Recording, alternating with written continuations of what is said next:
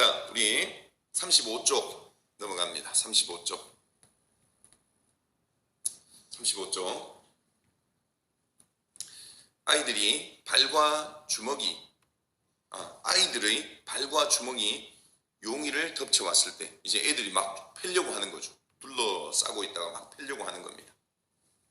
덮쳐왔을 때 용이는 번개같이 거기를 빠져나와 몇 걸음 발을 옮기더니 발 밑에 있는 돌을 두 손으로 한 개씩, 몇 개 지었나요? 두 개씩 거머쥐고는 거기 있는 커다란 바윗돌 위에 껑충 뛰어올랐습니다. 애들이 이제 내 책가방, 내 책보퉁이 하면서 막 분노하고 화나서 막 다가와서 때리려고 하잖아요. 그때 용이는 싹 피해서 어떻게 해요? 돌을 집어 들었습니다. 여러분, 아까 용이가 그 꿩을 보고 달라진 게 있잖아요. 나도 할 수 있다고 꿩처럼 솟아올랐잖아요. 용이가 약한 애가 아니에요. 약해서 당한 게 아니고요. 머슴의 아들이라고 애들이 억지로 그렇게 한 거예요. 그래서 이제 힘 있는 용이가요, 잽싸게 빠져나와서 돌을 집어 들었습니다. 그러면 이렇게 방어할 수 있는 방법이 있을 때 해야 되지, 그냥 있으면 안 돼요. 그죠? 그냥 있으면 안 됩니다. 이렇게 해서 올랐었습니다. 유리한 고지에 올랐었잖아요. 위에 있으면, 바윗돌 위에 있으면 올라오면 발로 차거나 돌로 찍으면 되잖아요. 너무 무서운가요? 하여간 자기를 지킬 수 있는 유리한 위치에 자기가 왔습니다. 그 몸놀림이 어찌나 재빠른지 아이들은 모두 놀랐습니다. 지금까지 보여주지 않던 모습이죠. 주체적이고 주동적이고 적극적인 모습입니다. 지금까지의 용이와는 아주 다른 딴 아이였습니다. 밑줄 칩니다. 입체적 인물이라는 거죠. 그죠? 여러분, 자기를 보호할 수 있는 이런 힘, 이거 필요한 겁니다. 용이는 잘한 겁니다. 그죠? 아주 딴 아이였습니다. 밑줄 칩니다. 입체적 인물이었다. 입체적 인물로 그려지고 있다. 자, 다음 6번째 줄. 자, 덤빌람 덤벼. 누구든지 오는 녀석은 가만두지 않을 끼다. 여러분, 용이가 6명하고 싸우면 이길까요? 질까요? 아무리 용기 있고 돌멩이를 쥐고 있더라도 죽을 똥 살똥 6명과 싸우면 지죠. 안 됩니다. 한 명이고요. 선생님이 1대 17로 싸웠다 이런 말 하는데요. 여기 상처 있는 거 너희들 봤지? 나 1대 17로 싸웠다 이렇게 이야기하는데, 선생님이 17이에요. 17. 1대 17로 싸우면 어떻게 되나요? 1이 대부분 지죠. 여기 6대 1로 싸우면 용이 질 겁니다. 근데 용의 작전은 뭔가요? 나는 어떻게 하겠다? 오는 놈 한 놈만 팬다 이 말이에요. 오는 녀석, 그 놈만 돌 2개로 찍을 거야. 돌 2개 던질 거야. 그 놈 먼저 오는 놈, 그 놈 죽었어. 난 6명 모르겠고 먼저 오는 놈, 그 놈만 뺄게요. 이렇게 하는 거죠. 작전도 좋은 거예요. 그죠? 너희들 다 죽었어 하면 안 되잖아요. 먼저 오는 놈 한 놈만. 용이 멋진 거예요. 싸움의 정석이네요. 싸움의 정석. 다음, 아이들은 입을 벌리고 어쩔 줄 모르고 서 있을 때 뒤에서 한 아이가 난 내 책보 가지러 갈란다. 포기하는 거죠. 맞서는 걸 포기하고요. 자기 책보를 가지러 가겠다는 겁니다. 왜 그런가요? 용이의 당당한 태도 때문입니다. 용이의 당당한 태도 때문에 맞서지 못하는 것이죠. 하고 달려갔습니다. 그 소리에 다른 아이들도 모두 정신이 돌아온 것처럼 나도 간다 하고 달려갔습니다. 이 자식 두고 봐라. 맨 마지막에 내려가면서 성윤이는 누구예요? 5학년, 한 학년 위잖아요. 말했습니다. 근데 거기에도 이렇게 말합니다. 용이 멋있어요. 오냐 임마. 얼마든지 봐준다. 두고 봐라 했잖아요. 영어로 See you later. 다음에 보자. 그러니까 얼마든지 봐줄게. 나중에 봐줄게. 와라.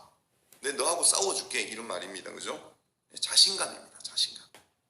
얼마든지 봐준다. 자신감이 있다는 겁니다. 용이의 목소리는 한층 크고 자랑스러웠습니다.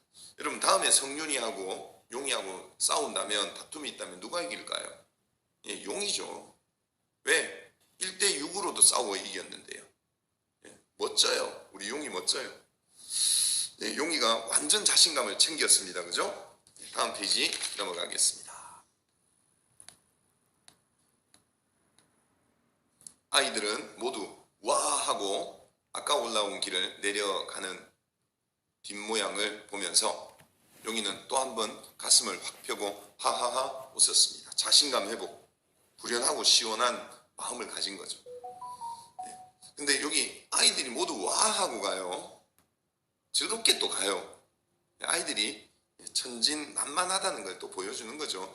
그러니까 악의가 있어서 못된 놈들이라서 용이한테 그랬다라기보다는 애들도 별 생각 없이 그렇게 했다라는 것이죠.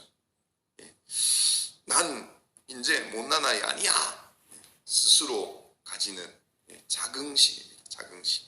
이겼다는 겁니다. 문제도 해결했고요. 물리적 문제도 해결했고요. 내적 갈등도 심리적 문제도 해결했습니다. 오늘 좋은 일이 있는 날이네요.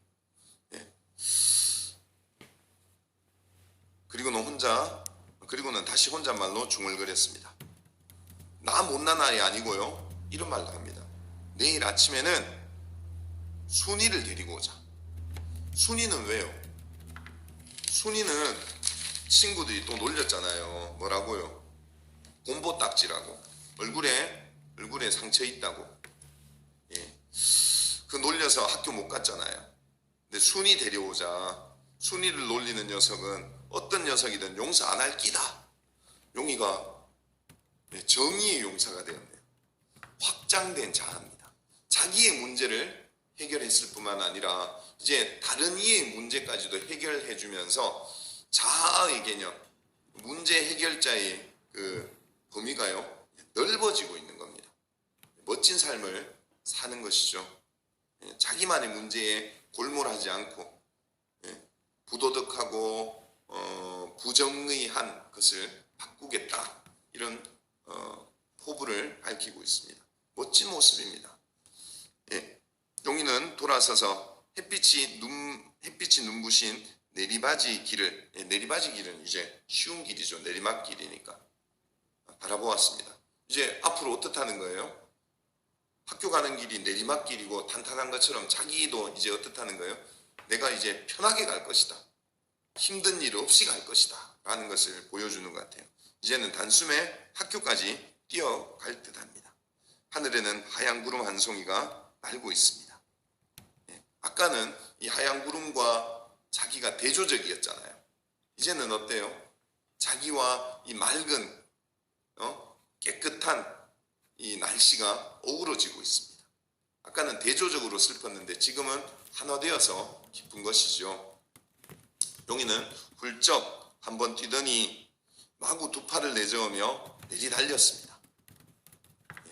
밑줄 칩니다. 그것은 마치 한 마리의 꽁이 소리치면서 하늘을 날아오르는 모습과도 같았습니다. 비유죠. 용이의 모습을 어디에? 꿩에 비유하고 있습니다. 꿩처럼 용이가 어떻다고요? 생명력이 넘친다. 활기차다. 힘이 있다. 이런 것을 말해주고 있습니다. 여러분 우리 32쪽 갈까요? 32쪽부터 날개 질문 안 했는데요. 날개 질문 하고 정리하고 마치도록 하겠습니다. 32쪽.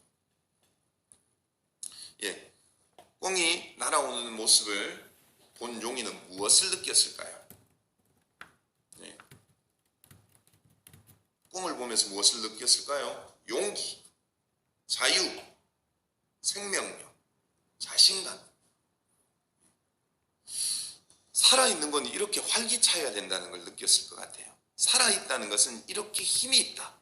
이렇게 용감한 것이다. 라는 것을 느꼈을 것 같습니다. 살아있는 건 이런 거야. 살아있는 건 이런 거야. 그러면서 자기 안에 있는 살아있는 자신감, 자유를 향한 갈망, 용기, 이런 걸 느꼈던 것 같습니다. 자, 다음 페이지입니다. 웃고 있는 용이의 심정이 어떨까? 됐다 했잖아요. 심리적 갈등을 떨쳐버렸잖아요. 고민이 해결됐고요. 기쁘고요. 억압, 부당함 이런 것을 이겨내는 용기가 생겼으니 정말 행복했을 것 같습니다. 여러분 사실 여러분 문제가 있는데요. 문제가 나를 괴롭히는 건요. 사실 여러분 그 마음의 무게가 더 큰 거예요. 문제가 있으면 어떻게 하면 좋은가요? 솔직히 아버지, 어머니, 선생님, 친구에게 말을 하면요. 그 문제는 반의 반으로 줄어요. 고민은 나누라고 하잖아요. 심리적인 걸 이제 떨쳐버렸으니까 얼마나 행복하겠습니까? 용이는 가슴이 시원했다. 웃는 게요. 그리고 해방감을 느꼈을 것이다. 그래서 웃고 있는 것 같습니다. 자, 다음 마지막 질문이네요. 마지막 질문. 혼잣말은 어떤 결심을 드러내는가? 용이의 혼잣말은 어떤 결심을 드러내나요? 순위를 돕겠다는 말, 어떤 결심을 드러낸다고요? 당당함이 중요하다. 자유가 중요하다. 자유를 위해서 모든 것을 하겠다. 라는 부당함과 맞서겠다. 이런 것을 여러분 잘 보여주는 것이죠. 대한민국은 여러분 굉장한 자산을 가지고 있어요. 국민의 정서에 반하는 정권을 평화적인 시위로 맞서서 바꾼 것이죠. 국민들이 여러분 굉장히 민주주의의 힘을 맛본 것이죠. 그죠? 그런 것을 가진 게 우리나라인데요. 용이도 그런 것 같아요. 부당함에 맞서면 이긴다. 이런 것을 배운 것 같습니다.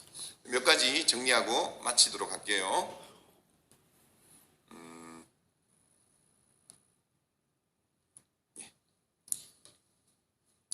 자, 여러분 오늘 해서 이제 그 꿩이라는 소설을 다 봤는데요. 여러분 어떤지 모르겠습니다. 자, 잘 공부했는지 한번 점검하겠습니다.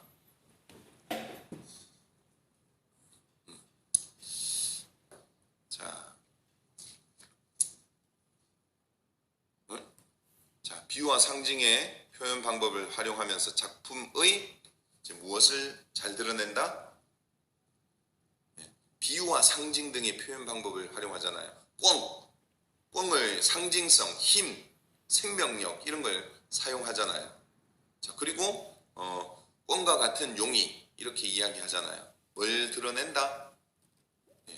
주제를 드러내기 위해서 그렇게 하고 있는 겁니다. 다음 OX입니다. O인지 X인지 여러분 맞춰보세요.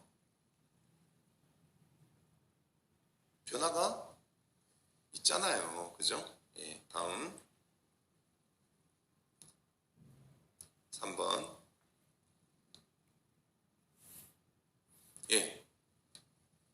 첩보통일을 맡기는 이유는 아버지가 머슴살이를 하기 때문이다.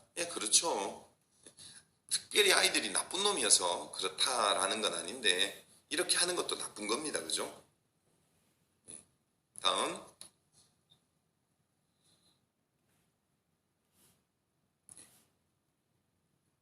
여러분 말로 하면 되겠습니다. 뽕의 결말에서 작가는 용이가 자신감 있고 당당하게 달려가는 모습을 꽁에 비유했죠. 꽁의 비유. 다음 꽁이 푸드득 끓이면서 날아오르잖아요. 용기, 자신감을 상징한다. 그렇죠. 자신감, 용기, 생명력. 자, 용이는 순위와 갈등을 겪고 있다? 아니죠. 순위를 돕고자 하는 것이죠. 예.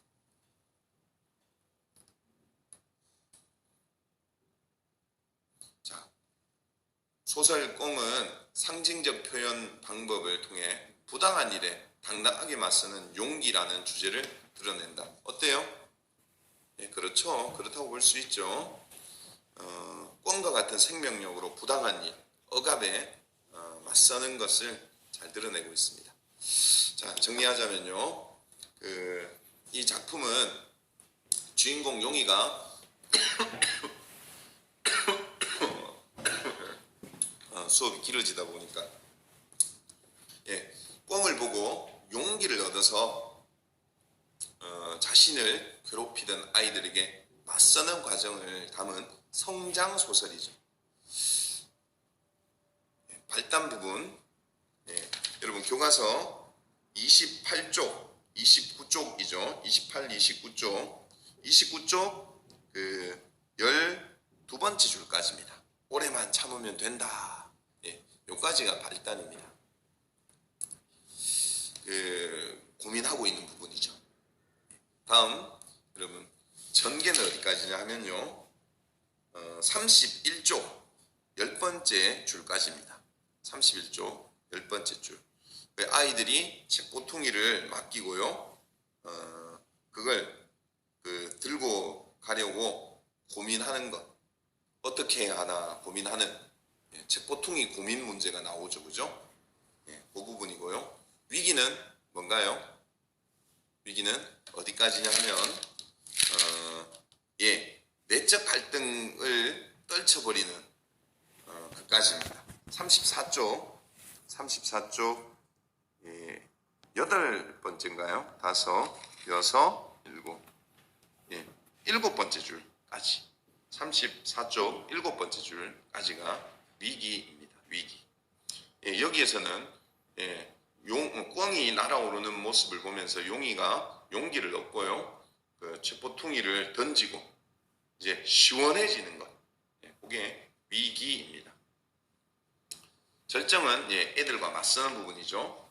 아이들이 첩보퉁이 달라면서 둘러쌀 때 짱돌로 큰 바위에 올라서서 고함치는 용이의 모습입니다. 아이들과 맞서는 거죠. 당당하게 맞서는 모습. 이게 절정이고요. 끝까지가 결말인데요. 결말에서는 꽁과 같이 신나게 학교로 달려가는 자유로운 영혼, 그 용이가 그려지고 있습니다. 여러분 여기에서 중심 갈등은 동네 아이들과 용이의 갈등입니다. 용이는 첩보퉁이 대신 메고 가는 게 부끄럽고 답답하고 힘들었죠. 반면에 동네 아이들은 아버지가 머슴이니 너도 머슴살이 하듯이 해라 라는 겁니다. 이런 외적인 갈등이 중심 갈등이고요. 용이는 내적 갈등을 겪었죠. 이런 외적 갈등 때문에 부당한 요구를 거절 못하는 부끄러움이 있었어요. 그리고 또 용이는 어땠나요? 대신 메고 가는 게 힘들었잖아요. 물리적으로 힘들었고 심리적으로 부끄러웠고 이런 갈등 속에 용이는 있었습니다. 근데 여기에 그대로 순응했다면 전형적 인물이죠. 여러분 그런 사람이 더 많잖아요. 순응하면 안 되겠죠? 개성적 인물이 돼야 되겠죠. 그죠? 다음 넘어갈까요? 용이의 태도 변화 살펴보겠습니다. 꽁을 보기 전에는 생명력도 없고 용기도 없었잖아요. 그런데 꽁을 보고 나서는 못난 아이 아니여 생명력, 용기, 힘을 갖춘 아이가 됩니다. 꽁이 상징적 역할을 한 겁니다. 생명력 있는 존재는 이래야 된다. 힘이 있는 존재는 이런 것이다 라는 것을 보여준 굉장히 상징적 역할을 꽁이 한 것입니다. 상징적 의미는 이런 것들입니다. 생명력, 자신감, 자유, 용기. 생명력, 자신감, 자유, 용기. 이런 것들을 꽁이 일깨워 준 것이죠. 깜짝 놀라는 용이가 이걸 놀람과 동시에 자기 것으로 취득한 것 같습니다. 자, 다음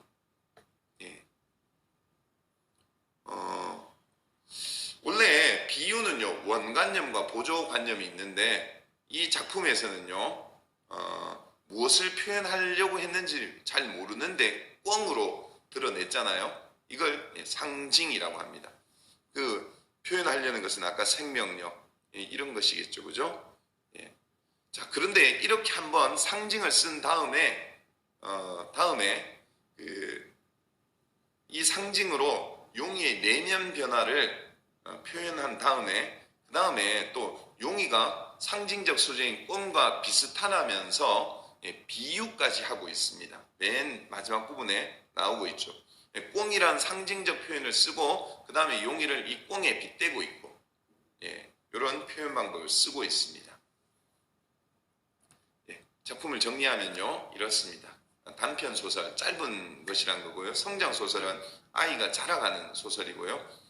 교훈적인 성격이 굉장히 강하죠. 주제는 부당과 차별 그리고 부당한 일에 맞서는 용기, 힘 이런 것을 드러내고자 했고요.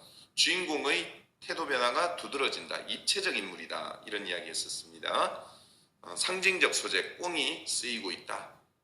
그리고 주인공의 심리 변화를 이 꿩과의 만남에서 찾아내고 있다. 이런 것이 특징인 것 같습니다. 자, 길게 공부한 내용이 서너 시간 분량입니다.